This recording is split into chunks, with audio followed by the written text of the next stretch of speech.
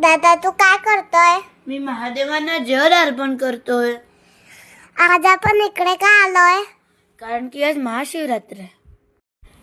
महाशिवरात्र म्हणजे भगवान महादेव आणि माता पार्वतीच्या विवाहाचा पवित्र दिवस मानला जातो. या दिवशी आपण शिवलिंगावर बेलपत्र, दूध आणि जल अर्पण करतो.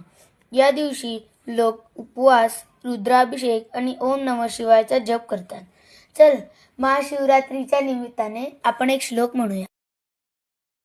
वसरान शिवचंद्रमौळी फणींद्र माथा मुकुटी जळाली कारुण्य सिंधू भव दुःखहारी तुझ्या वीण शंभो मज कोण टाळे नमः पार्वतीपतये हर हर महादेव.